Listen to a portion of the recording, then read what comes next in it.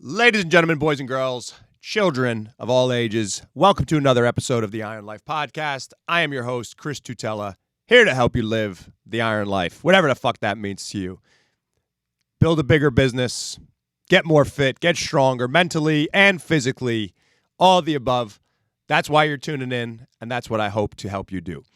But a little bit tired today, and Gab and I, I'm not a guy that watches much TV. A lot of people watch these shows and stuff, and they're always asking me, like, I always try to get into them, and I never find anything that sticks. I usually just end up watching a couple fights or something like that before I go to bed, just to kind of watch a little bit of mindless TV, or I'll watch a game for a little bit if that's on.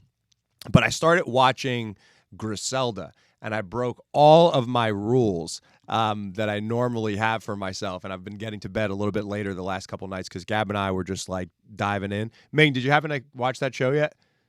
I have not watched it yet. Okay, you heard about it though?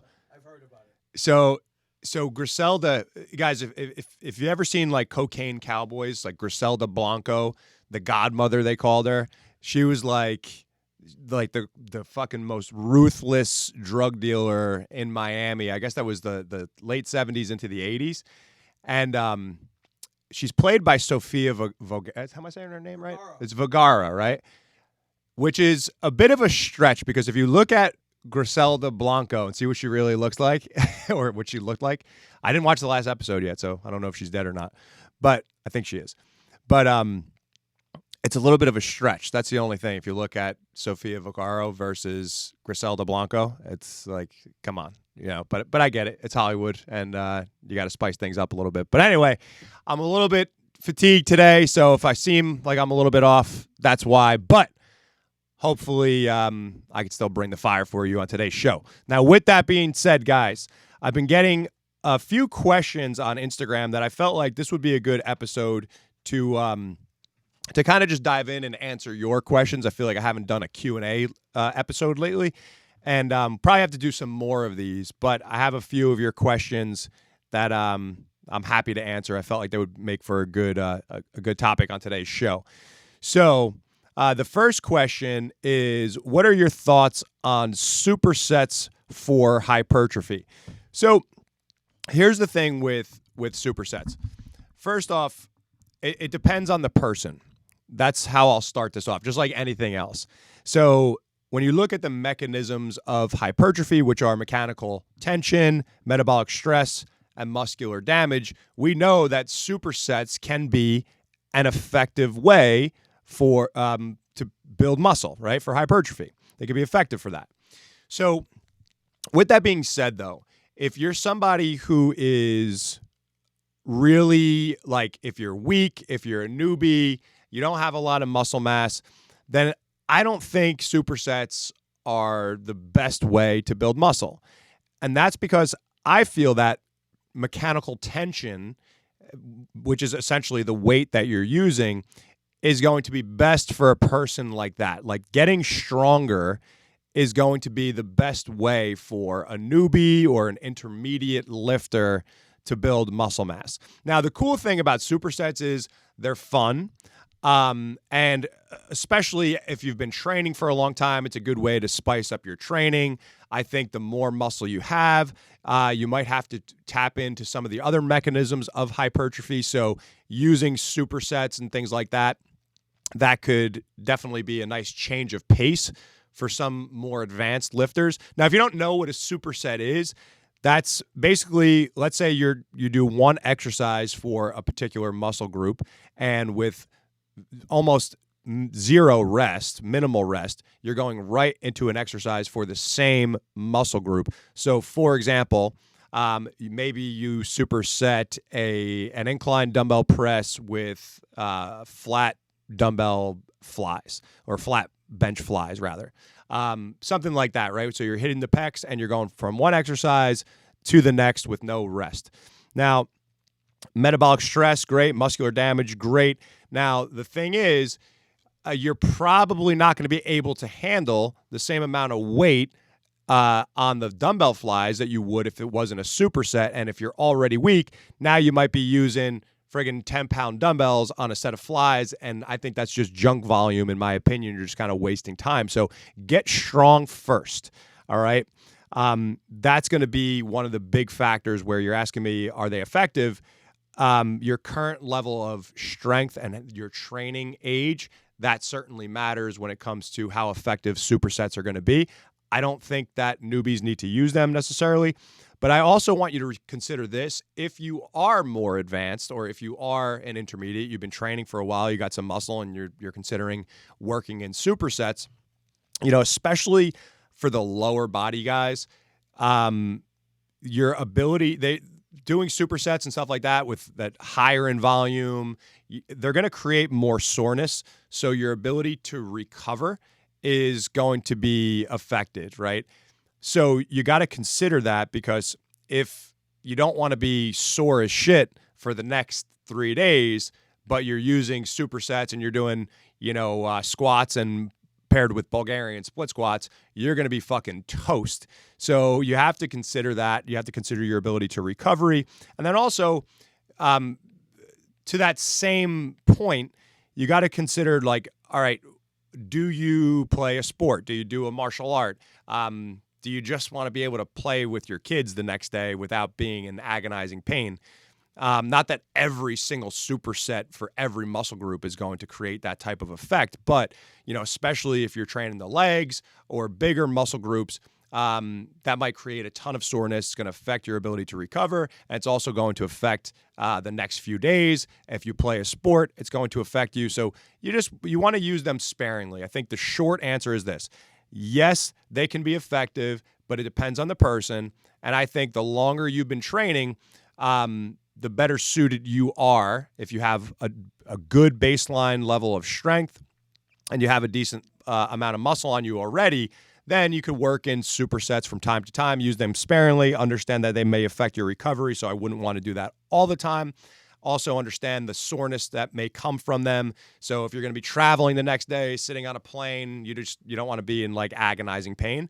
So if you're going to use them, you want to do it for fun once in a while. You could sprinkle them into your program here and there. It may stimulate a little bit of growth. It's going to come down to what you're eating as well, because we need to be in a calorie surplus to build muscle mass. But with that being said, they're fun to do once in a while. And yeah, that's my take on it. Hopefully that answers your question. So, you know what? Another thing to consider too, if you are a beginner or if you are an intermediate and you're trying to do a superset, just consider this, that when fatigue kicks in, your technique is going to break down. Now, the only way to truly master your technique is by getting strong, strengthening those stabilizers, like really understanding the movement and mastering technique. Now, and that's a lot of that is neurological. Once you understand that movement and you have a level of strength, now when fatigue sets in, your technique is it's unlikely to break down. But if you're a newbie or intermediate and you're doing that type of volume, fatigue sets in, the muscle's burning, you're huffing and puffing, your technique is probably going to start breaking down, which could leave you more susceptible to injury. So just keep that in mind as well. That's why I don't really like to use them for newbies.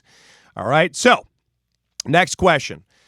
How do I get the last 10 to 15 pounds of fat off? I just lost 20 pounds, but hit a stalemate. Currently around 18% body fat. So, good question. Now, here's the thing. Getting that initial 20 pounds, a lot of that was junk weight, right? So when I say junk weight, it's like you're losing some fluid. You're losing, of course, a nice chunk of that is body fat. If everything was dialed in and your training was dialed in and all that, hopefully it wasn't too much muscle mass, if at all. Hopefully it was all body fat that you lost. And now you're around 18%. So those initial few pounds, they come off because you're losing the fluid, you're losing the fat and all that stuff. And you're just, maybe we're cutting out, just processed foods and shit. Maybe you're cutting out alcohol and all that stuff. So those 20 pounds, it's almost easy to get those 20 pounds off. Now, those next 10 to 15 pounds, you're around 18%. So assuming, if we take another 15 pounds off, you're going to be a little bit closer to that, 12% mark or more, somewhere in that area. Now, this is where it becomes really challenging because your diet has to really be dialed in at this point. Now, of course, all the other factors, they still are in effect. You're still training to build muscle mass. You're still getting your daily steps in. You're still getting your sleep, your conditioning. Like all those boxes are being checked. And let's assume that you're training optimally and all those things are working for you. You get enough daily activity and all that stuff. So at this stage of the game, it's going to be all diet. Now, we can make the argument where you just increase activity, but in my opinion, if it's already dialed in, you're already doing a lot, how much more activity are you going to do? So at this point, we have to start looking at your diet. Now, hopefully you did this correctly and you didn't just starve yourself to death to lose those initial 20 pounds. So this way, we could pull back the calories a little bit and get those specifics dialed in on your macros. Now, this is where I like to take, I guess you could call it a more advanced approach, like a carb cycle. Carb cycles, you've probably heard me talk about them before. It's my favorite form of dieting for fat loss, especially after you hit a plateau, because this is how you could get into a little bit of a deeper deficit for a couple days and then cycle in those higher carb days. So basically what a carb cycle is you have low carb days and you have high carb days and you cycle through them. There's different ways to do it. The way that I prefer to do it, I've used this for years on myself and my clients. I like to do 3 days of low carb followed by a high carb day every fourth day. Shout out to my boy, Johnny Al, for teaching me that years ago and how effective that is. That's what I've gotten the most shredded with over the years. Every time I've competed on stage, I've used a carb cycle. When I've competed in jiu-jitsu to cut weight, I used a carb cycle. I've used it on athletes that I've worked with. It works wonders. It's fantastic. And you feel great too, especially those high carb days.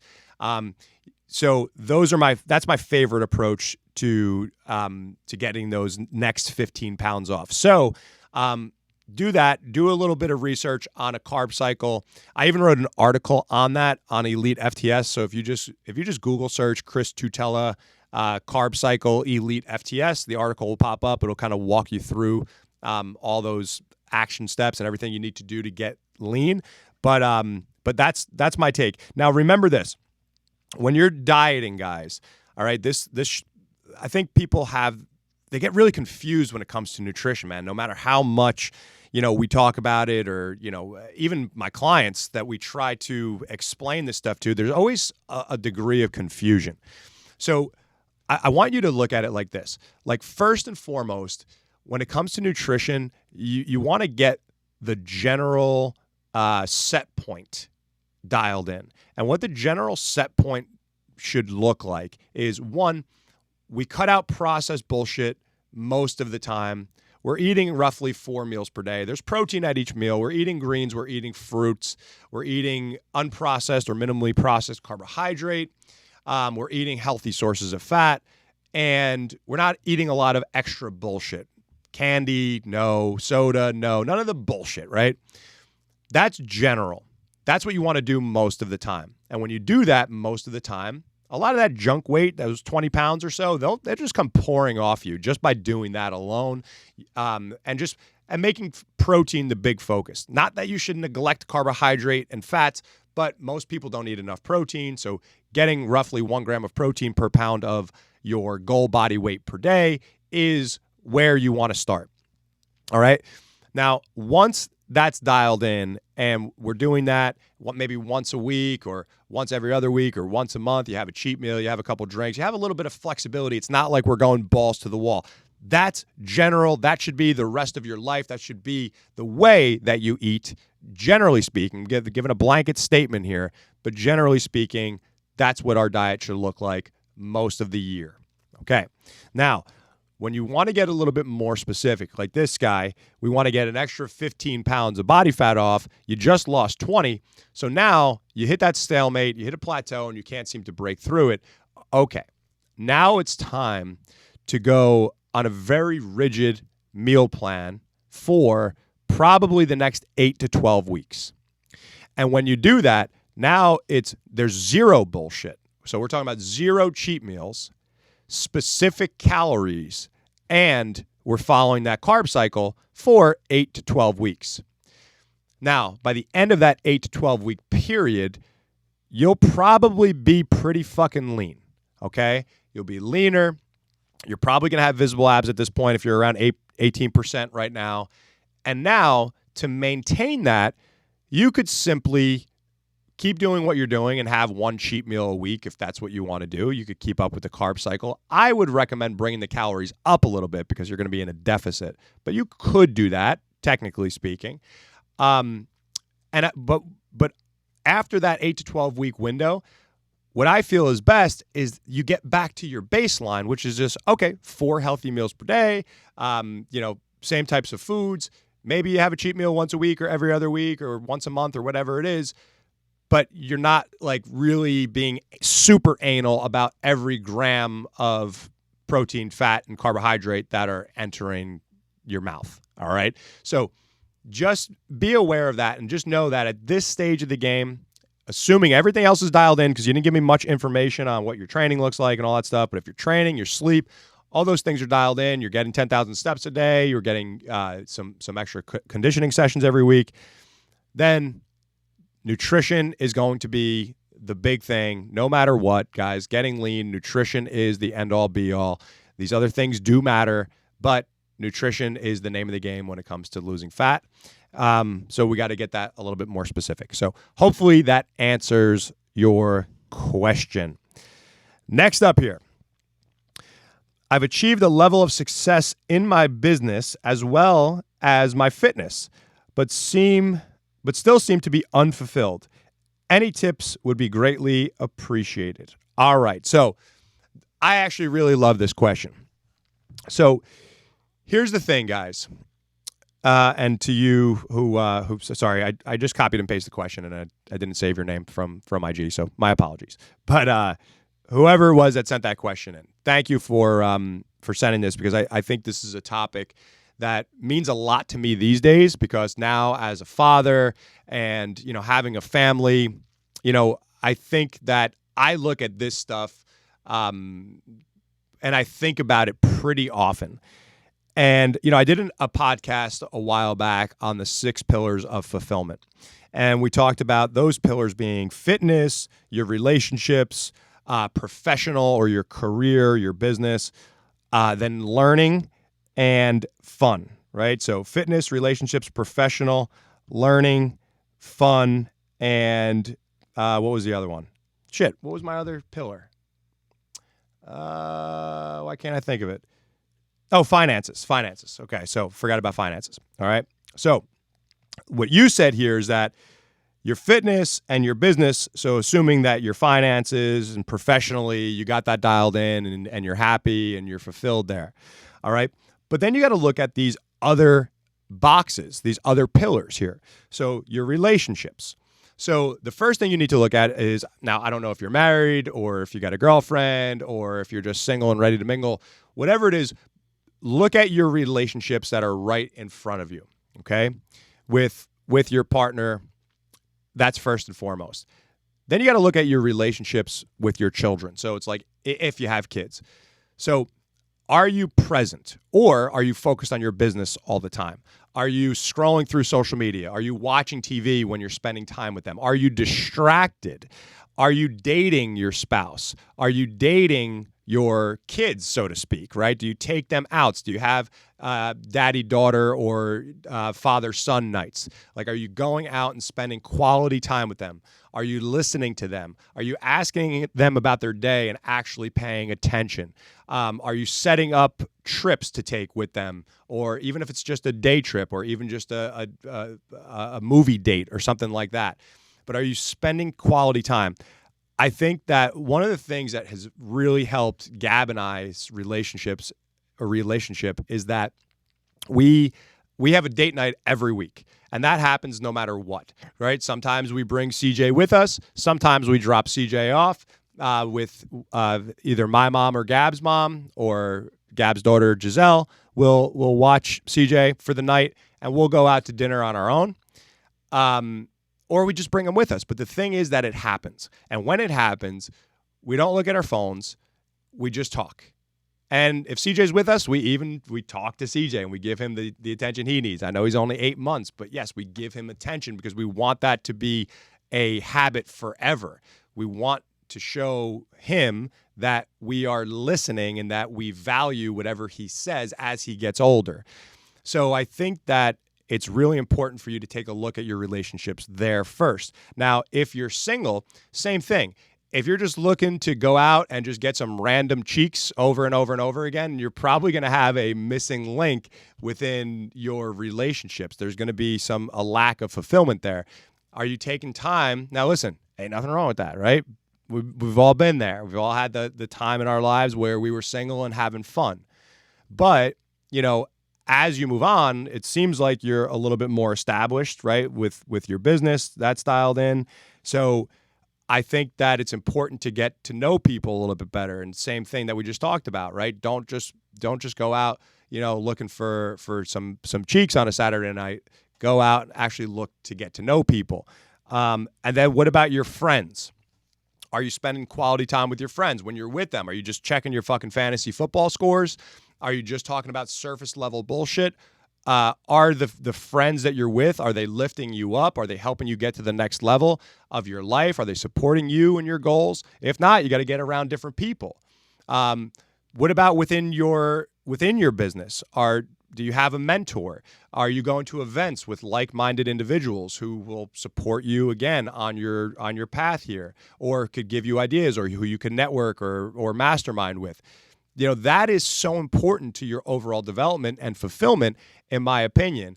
And, relationships, I feel like, man, they're right up there. When you look at all the blue zones, the people that live to 100, one of the biggest things is the relationships that they have in their lives with their families and with their friends. And, they eat dinner together. They eat, I think, basically every meal together.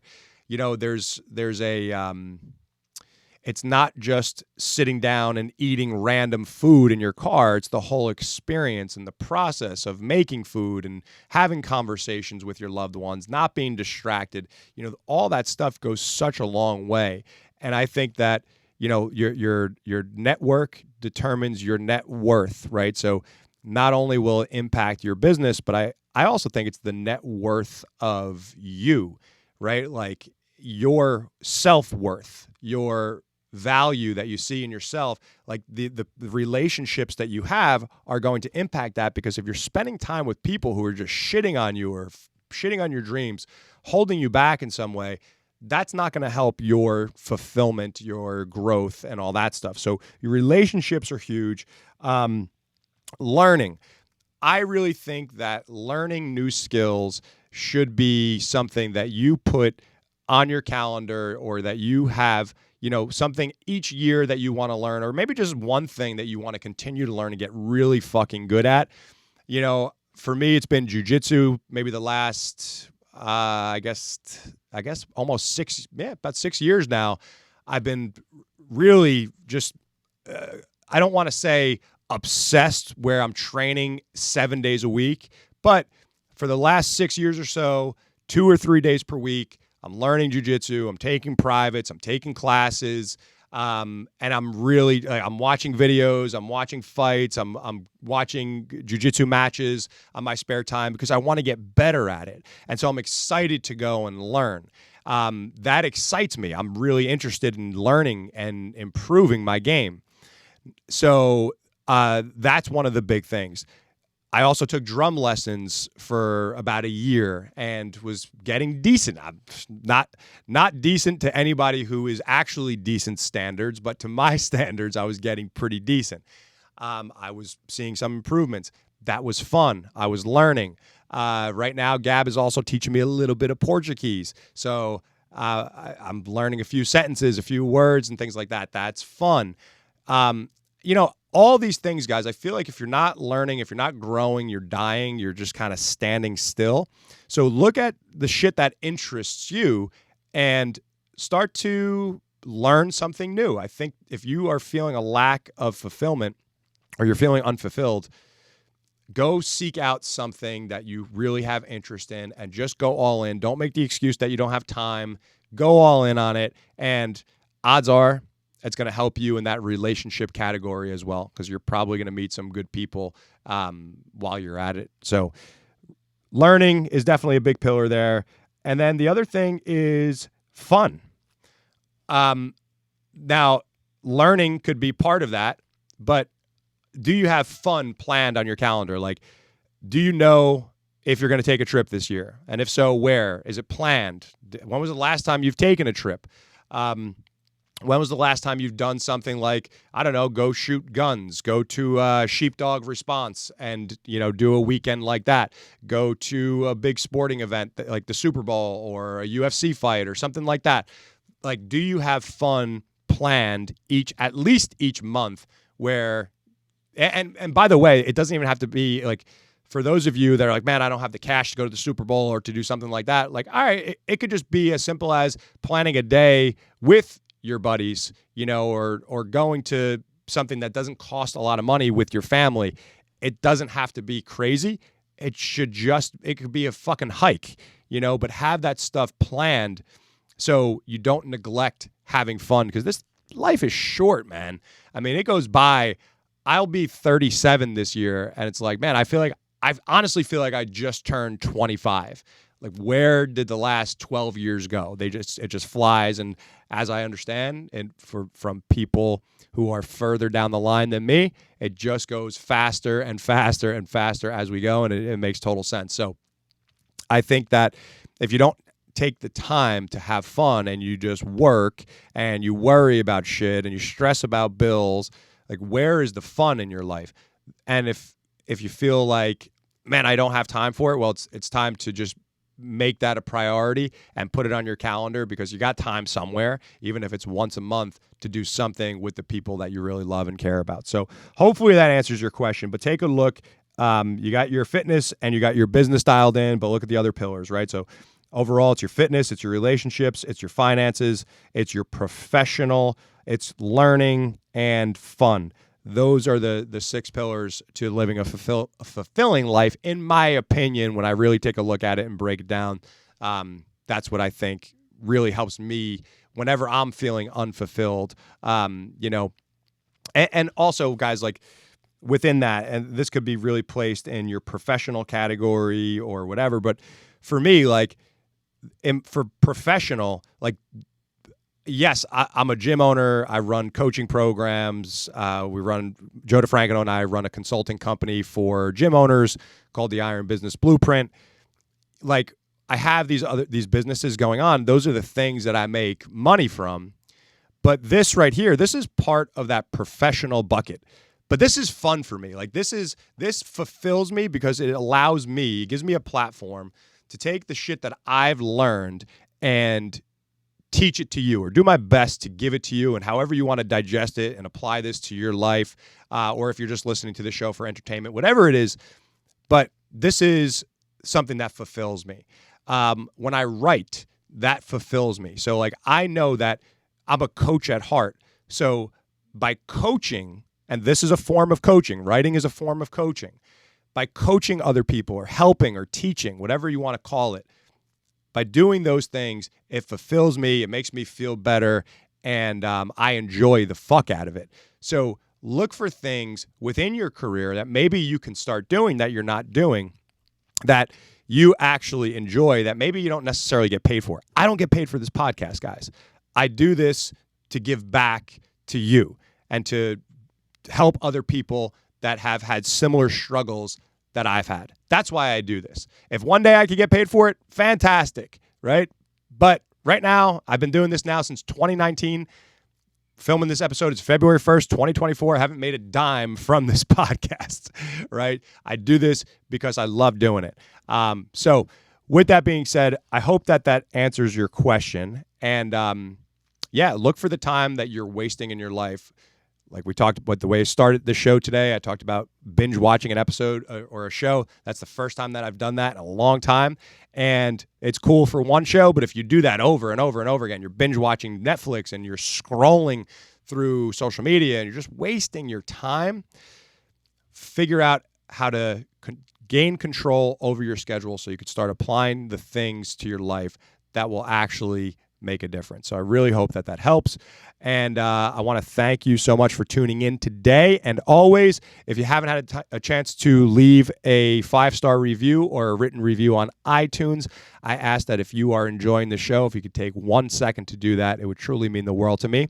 I appreciate the fuck out of all of you. Thank you guys for listening, and I'll catch you next week on another episode of the Iron Life Podcast. Peace.